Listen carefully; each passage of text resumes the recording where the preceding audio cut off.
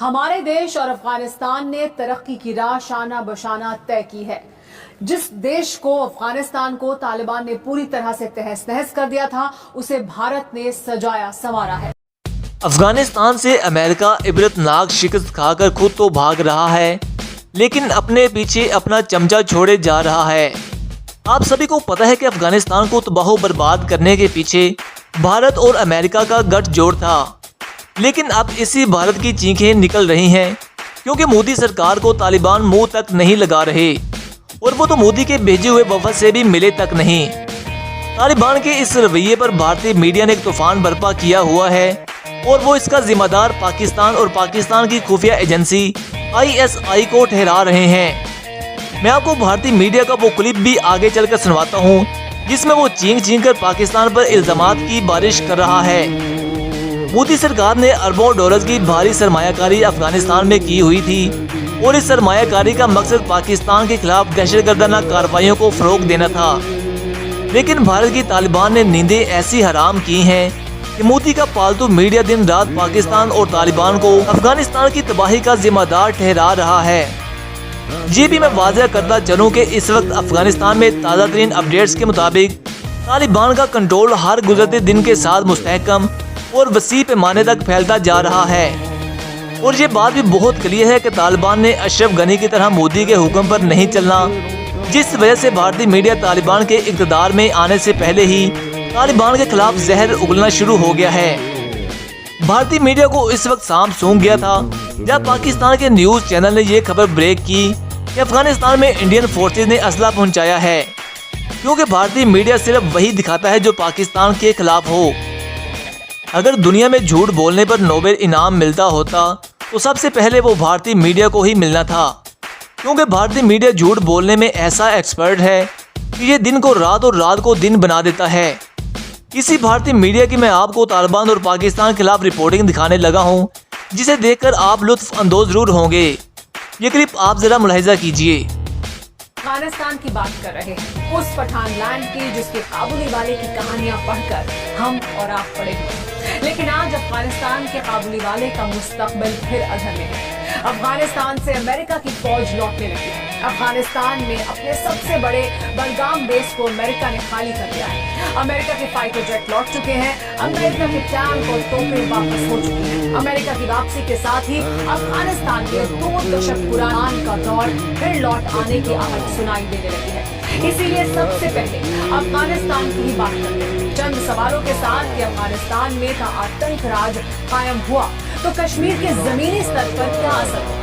क्या अफगान का तालिबानी राज पाकिस्तान के साथ साथ भारत के लिए चैलेंज साबित होने जा रहा है? ये एक्सक्लूसिव रिपोर्ट देखिए।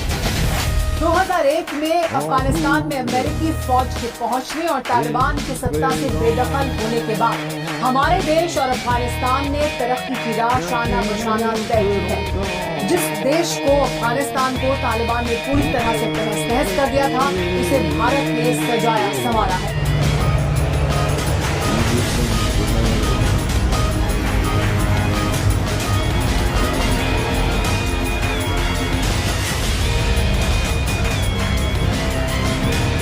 Your suffering is our pain. Your dreams are our duty. Your strength is our belief.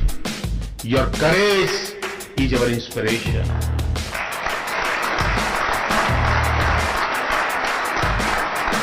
Above all, your friendship is our honor. प्रधानमंत्री मोदी ने ये शब्द दिसंबर 2015 में अफगानिस्तान की संसद का उद्घाटन करते हुए कहे थे। खास बात यह है कि जिस अफगान संसद का उद्घाटन प्रधानमंत्री मोदी ने किया था, उसे हमारे देश की मदद से ही बनाया गया है, जिसमें एक ब्लॉक का नाम भी पूर्व प्रधानमंत्री अटल बिहारी वाजपेयी के नाम पर है।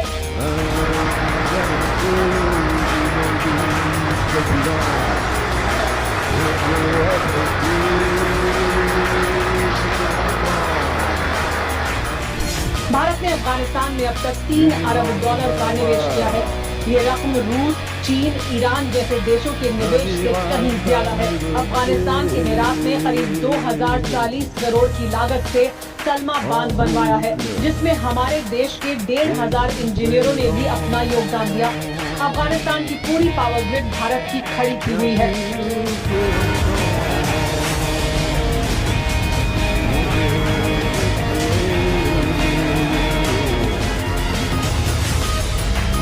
मौजूदा वक्त में भी अफगानिस्तान में हमारे देश के कई प्रोजेक्ट हैं। काबुल से कांधार तक करीब 1700 भारतीय काम कर रहे हैं। इसीलिए तालिबान के बढ़ते दायरे से सरकार सतर्क हो चुकी है। हाल ही में अफगानिस्तान में रहने वाले भारतीयों के लिए 13 पॉइंट्स की एडवाइजरी जारी कर दी गई।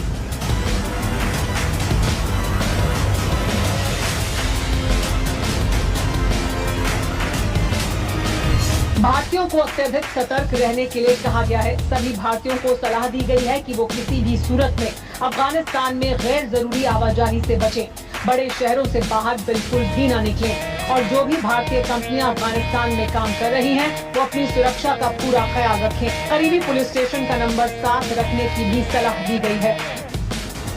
अफगानिस्तान में हिंदुस्तानियों को अगवा करने के मामले पहले भी सामने आ चुके हैं। इसीलिए जैसे जैसे तालिबान काबुल की सत्ता पर कब्जा करने के लिए बढ़ रहा है, वैसे वैसे खतरा बढ़ता जा रहा है।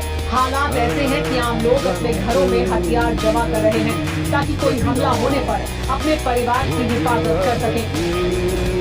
3 साल पहले अफगानिस्तान में 7 भारतीयों को अगवा कर लिया गया था। इसके पीछे भी तालिबान का हाथ था, ये बताया गया। अमूमन अफगानिस्तान के लोग भारतीयों का सम्मान करते हैं, लेकिन चिंता की बड़ी वजह पाकिस्तान भी है। तालिबान पाकिस्तान का ही पाप है। तालिबान आतंकियों को हथियार से लेकर ट्रेनिंग तक पाकिस्तानी फौज देती रही है।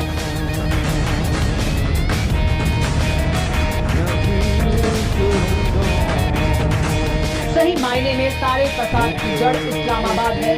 पाकिस्तान कभी नहीं चाहता कि अफगानिस्तान में अमन हो। काबुल की तरक्की से पाकिस्तान कांपने लगता है। इसीलिए अफगानी पाकिस्तानियों से किस कदर नफरत करते हैं, खुद उनसे ही सुनिए। पाकिस्तान के पास कोई एटम बम नहीं है, झूठ हुआ है, मुल्क इस झूठ पर बना हुआ है। इसका इस्लाम भी झूठा है, सारा झूठा हुआ है। उन्होंने पठानों के साथ धोखा किया, उन्होंने बलोचों के साथ धोखा किया, उन्होंने सिंधों के साथ धोखा किया। सबसे नंबर 1 दुश्मन आईएसआई, ये मुर्तद इदारा है हमारा, ये सारा इंसानियत का दुश्मन है।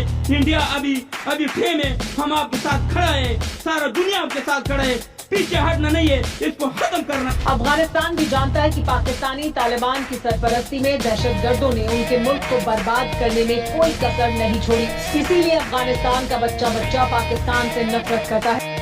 जी तो दोस्तों, आपने सुना है कि भारतीय मीडिया कैसे रिपोर्टिंग कर रहा है, लेकिन वॉइस टीवी का यहाँ पर सवाल ये भी है इंडियन मीडिया से कि अगर तालिबान दहशतगर्द हैं तो फिर आप लोग इन्हें तालिबान से कतर में मिलने क्यों गए थे?